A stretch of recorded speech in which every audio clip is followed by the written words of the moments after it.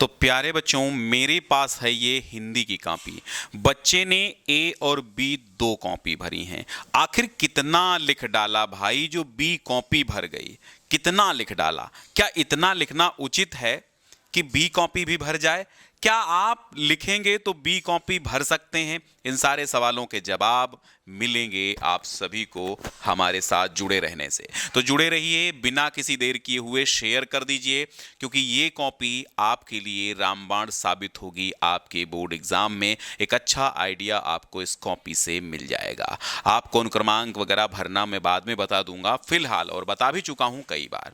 सबसे पहले आपको खंड का में, जो कक्षा 12 हिंदी साहित्यिक हो चाहे सामान्य हो, सबसे पहले आपको जो काम करना होता है वो गद्य पद्य साहित्य के विकास के क्वेश्चंस आपको करने होते हैं। और ये गद्य पद्य साहित्य के विकास के जो क्वेश्चन होते हैं वो 10 आते हैं। 10 आते हैं और 10 अंकों में आते हैं।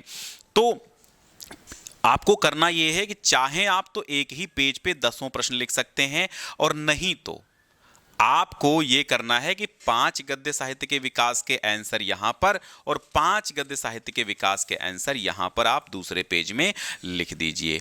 इससे क्या होगा कि थोड़ा सा एकदम स्पष्ट चीजें दिखेंगी, क्लियर दिखेंगी, तो एग्जामिनर आपको पूरे अंक देगा। तो यहां से आप देखेंगे तो 5 अंक यहां और 5 अंक यहां, पूरे के पूरे 10 अंक इस बच्चे ने गद्य पद्य साहित्य के विकास से क्लियर कर लिए। ठीक है, अब आपको क्या करना है, जैसे हाशिया खींचा हुआ मिलता है तो आप हाशिया मत खींचे। हाशिया के इधर आपको कुछ नहीं लिखना है। क्योंकि इधर जो लिखेगा वो एग्जामिनर लिखेगा। इधर जो लिखने का काम है वो आपका नहीं है। इधर वो आपको अंक देगा, कोई टिप्पणी लिखना होता है तो वो लिखता है एग्जामिनर। इसीलिए ये हाशिया खींचा जाता है, ताकि एग्जामिनर आपको इधर जो कुछ टीका टिप्पणी उसको करना है, मार्क्स देना है, वो अपना देता रहे। कुछ जगहों पर इधर ही प्रश्नोत्तर संख्या लिखी जाती है, हालांकि कोई प्रॉब्लम नहीं है, वो भी वैसे भी कोई प्रॉब्लम नहीं है, आप लिख सकते हैं। लेकिन ज़रूरी यह है कि आप थोड़ा सा नियम के अनुसार चलें, बहुत ज़्यादा दिमाग लगाने की भी आवश्यकता नहीं है। लेकिन इधर हाशिया जो बच्चे खींचते हैं वो ना खींचे। कुछ बच्चे खींच देते हैं, हालांकि उससे कोई बुराई नहीं है, लेकिन ना ही खींचे तो बेहतर होता है। ठीक है, अब देखिए, गद्य पद्य साहित्य के विकास के बाद 10 अंकों का काम आपने कर लिया है। अब आपका जो काम आता है मेन, फिर वो आता है 10-10 अंकों के लिए आपको गद्यांश के पर आधारित प्रश्नों के उत्तर देने होते हैं। क्या करेंगे आप? गद्यांश का एक आद्यंत डाल देंगे, यानी हल्का सा संकेत डाल देंगे। प्रश्नोत्तर संख्या बड़े स्पष्ट भाषा में ब्लैक मोटे पेन से आपको डालना है। कुछ बच्चों का सवाल है सर स्केच पेन का प्रयोग करें, तो मैं कहूंगा स्केच पेन का प्रयोग आप कर सकते हैं, लेकिन ऐसा स्केच पेन न हो कि इधर आप लिखें और पन्ने के उस तरफ क्या हो जाए, छप जाए। स्केच पेन हमेशा ऐसा यूज करें जो ड्राई चलता हो, थोड़ा सा सूखा सूखा चलता हो, बहुत ज़्यादा गीला ना चलता हो। और हमेशा ध्यान रखें, संदर्भ लिखना होगा तो आपको संदर्भ में ब्लैक पेन का यूज करना है और ब्लू पेन का। हालांकि पूरी कॉपी में ब्लैक ब्लू पेन का यूज करना है, जेल पेन का भी यूज कर सकते हैं, कोई रुकावट नहीं है।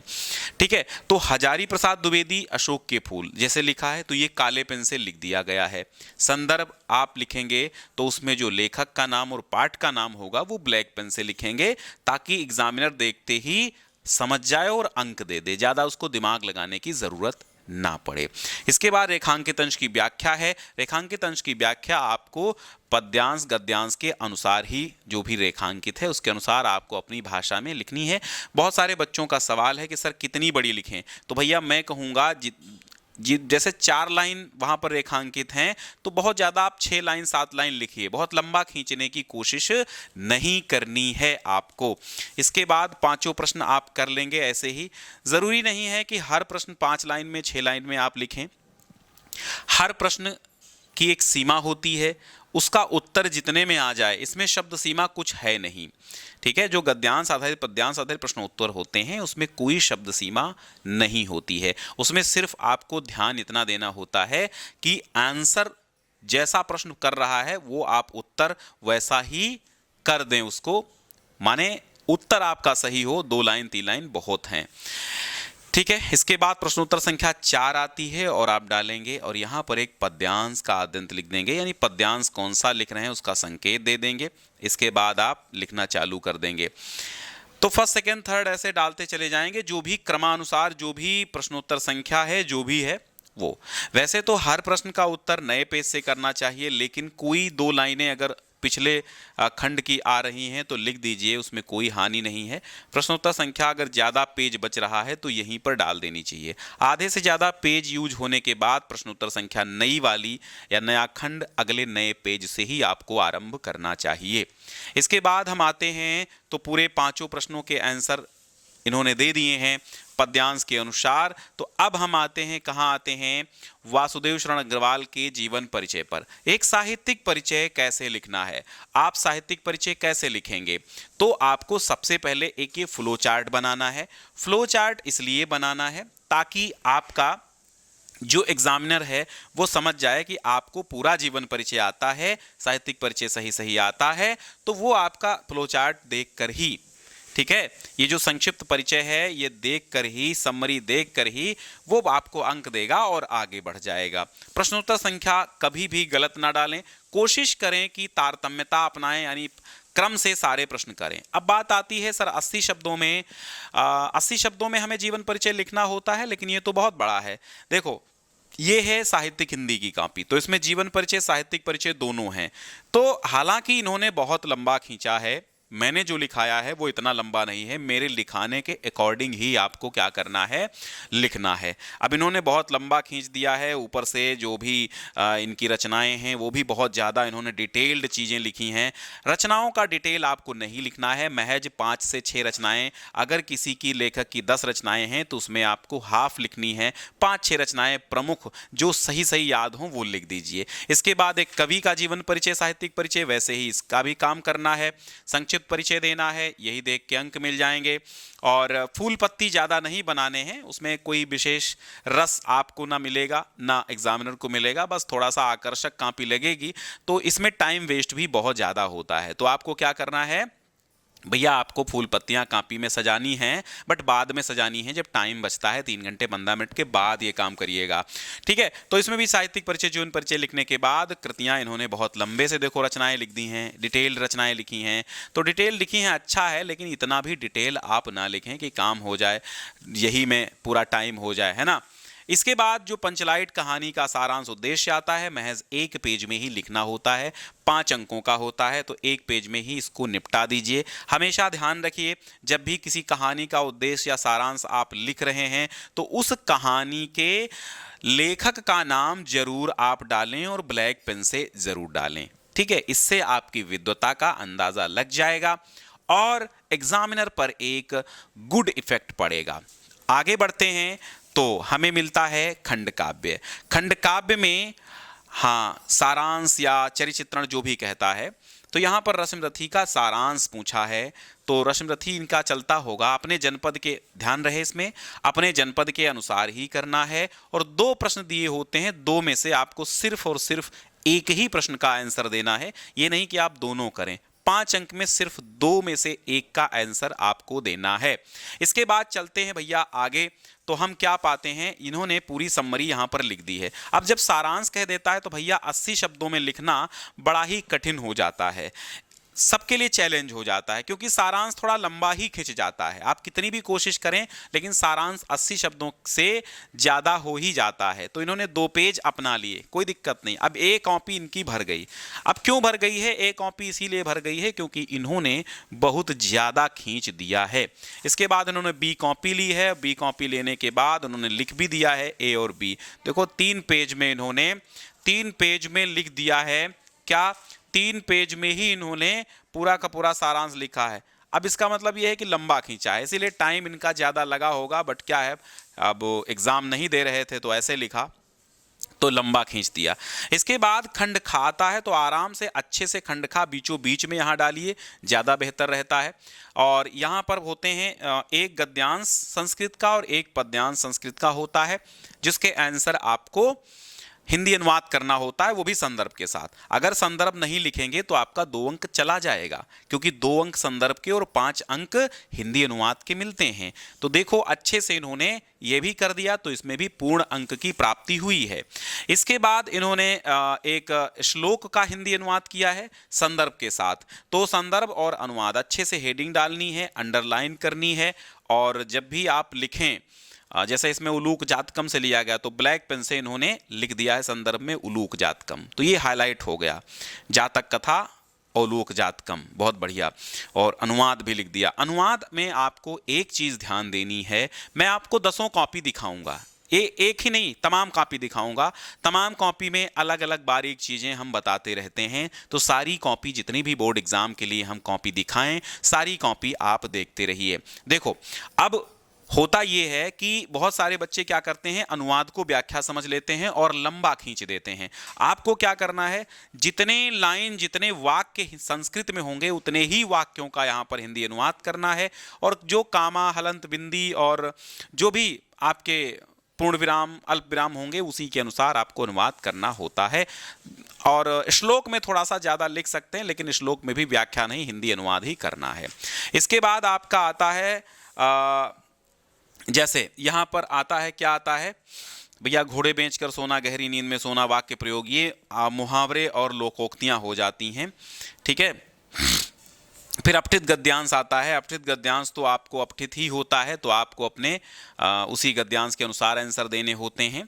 इसके बाद आपका जो यहाँ पर वाक्यांश के लिए एक शब्द और शब्द युग्म, ये सब आते हैं, तो धीरे धीरे धीरे धीरे उनको भी आप कर लेंगे, ठीक है। और इसके बाद जो है शब्दों, वाक्य को शुद्धि करने के लिए आता है वाक्य शुद्धिकरण, तो यहाँ पर वाक्य शुद्धि कर लिया। अच्छा, ये साहित्यिक हिंदी की नहीं, सामान्य हिंदी की ही कॉपी है, कोई बात नहीं, सब लोग देख सकते हैं। इसके बाद भैया रस छंद अलंकार आता है। व्याकरण का खंड समाप्त हुआ, रस छंद अलंकार आ गए हैं। रस छंद अलंकार में क्या करना है, जो जितना पूछ रहा है, वीर रस का उदाहरण परिभाषा, तो परिभाषा उदाहरण 1 अंक, परिभाषा का 1 अंक, उदाहरण का लिख दिया आपने, स्पष्टीकरण की कोई ज़रूरत नहीं है। और अनुप्रास अलंकार आया है, अलंकार का भी परिभाषा उदाहरण लिख दिया, स्पष्टीकरण अगर पता है तो लिख दीजिए, अन्यथा बाय बाय कर लीजिए। फिर दोहा आया है, दोहे का लक्षण उदाहरण होता है, दोहे का छंदों का हमेशा ध्यान रखना, परिभाषा नहीं, छंदों की यहाँ पर हेडिंग जो पड़ेगी वो लक्षण पड़ेगा, ठीक है, उदाहरण लिख दिया। छंदों में मात्राएं निकालना बहुत जरूरी है, वरना आधा अंक कट सकता है, 1 अंक कट सकता है, ठीक है, तो मात्राएं जरूर निकालिएगा छंदों में। इसके बाद आता है भैया, ये क्या आता है, इसके बाद आता है आपका सड़कों और गंदगी की समस्या के संबंध में पत्र। पत्र लेखन का फॉर्मेट सही नहीं हुआ तो 2 अंक कट जाते हैं, सही फॉर्मेट होने पर ही आपको 2 अंक मिलते हैं। फॉर्मेट गलत है, पत्र सही है, तो आपको मिलेंगे 4 अंक सामान्य हिंदी वालों को, और साहित्यिक वालों को मिलेंगे 6 अंक, क्योंकि उनका 8 अंक का होता है, तो 2 अंक प्रारूप के कटते हैं। अगर प्रारूप सही है, पत्र गलत है, तो भी आपको 2 अंक प्रारूप सही होने के मिल जाएंगे, और पत्र गलत है तो भैया, पत्र जब गलत है, तो जब पत्र गलत है तो क्या होगा, पूरे के पूरे 6 या 4 अंक कट जाएंगे। फिर ठीक है, 2 पेजों में जा सकता है पत्र, ऐसा नहीं है। फॉर्मेट का ध्यान रखें, देखो यहाँ 6 में से आधा अंक कट गया है, ठीक है। विषय यहाँ पर अच्छे से लिखें। इसके बाद आता है भैया लिखने को, क्या आता है, निबंध लिखने को आता है। अब आपको क्या करना है, निबंध की रूपरेखा अगर नहीं बनाएंगे तो ये जो 2 अंक मिले हैं रूपरेखा के, ये आपके उड़ जाएंगे, तो उड़ने मत दीजिएगा, रूपरेखा जरूर लिखिएगा। रूपरेखा लिखने के बाद यहाँ पर पर्यावरण प्रदूषण के बारे में लिखा गया है, तो सबसे पहले प्रश्नोत्तर संख्या आपको डालनी है, फिर जिस निबंध को लिख रहे हैं उसका शीर्षक यहाँ पर डालिएगा, और फिर हेडिंग बना बना के 250 शब्दों में लिखना है। तो 250 शब्दों का मतलब है कि 1, 2, 3 पेज से 4 पेज से तो कम ही ना हो, और अंत में लिखिएगा जितना समय है सब निबंध पे दे दीजिएगा। इन्होंने तो 1, 2, 3, 4 4.5 पेज इन्होंने खत्म किए हैं निबंध में, तो निबंध में पूरे अंक मिल गए हैं। तो इस कॉपी में कुल मिला के हमने देखा, कहीं पर भी अंक विशेष कटे नहीं हैं। मुझे लगा है सारे के सारे अंक इनको मिले हैं, क्योंकि मैंने कहीं पर कटे अंक नहीं देखा, एक आधा अंक कट गया है। तो कुल मिला के इस कॉपी में अगर हम देखते हैं तो पाते हैं कि भैया 3, 2, 5 और यहाँ 2, 7, ठीक है, यहाँ पर भी नहीं कटे हैं, और यहाँ पर भी, जैसे इन्होंने लिख दिया कि प्रश्नोत्तर नंबर 11 का नहीं लिखना भाई, ठीक है, तो सब में अंक मिल गए हैं। कुल मिला के आधा अंक यहाँ पर कट गया है ना, तो आधा अंक यहाँ पर कट गया है कहीं पे इधर आगे, तो एक अंक इनका कट गया है। तो कुल मिला के इस कॉपी में इस बच्चे को मिल गए हैं, कितने मिल गए हैं, इस कॉपी में इस बच्चे को पूरे के पूरे अंक जो मिले हैं वो मिले हैं 99 अंक। कितने मिले हैं, 99 अंक मिल गए हैं। ठीक है, तो 99 अंक के लिए आपको भी कॉपी एकदम सही लिखनी होगी। और राइटिंग देखो, इसकी बहुत अच्छी राइटिंग नहीं है, एवरेज राइटिंग है। आप देख सकते हैं कोई बहुत अच्छी सुंदर राइटिंग नहीं है कि इसने छाप दिया है, बस वही है कि इसने जो है एक एवरेज राइटिंग में एवरेज तरीके से सब कुछ सही सही लिखा है, उत्तर गलत नहीं हुए हैं। राइटिंग एवरेज है, उत्तर गलत नहीं हुए हैं। अब इसने बैठ के घर में इत्मीनान से लिखा है तो लंबा खींच दिया है। देखो, मैं जब पेपर कॉपी देता हूं किसी बच्चे को तो क्या करता हूं भाई, उसको अपने सामने कोशिश करता हूं लिखवाऊं और नकल ना करने दूं। ठीक है, तभी मुझे एक आइडिया मिल पाती है कि कॉपी कैसे लिखनी चाहिए। तो आज के लिए बस इतना ही। इस कॉपी को ज़ोरदार तरीके से शेयर कर दीजिएगा ताकि बहुत सारे बच्चों को फ़ायदा मिल सके। 99 अंक पाने के लिए ज़रूरी है आपको अच्छी कॉपी, सही कॉपी, सुंदर कॉपी लिखने की। राइटिंग नहीं सही है लेकिन स्पष्ट लिखा होना चाहिए, तभी आप सही अंक पा जाएंगे और टॉपर बनने से आपको कोई नहीं रोक पाएगा।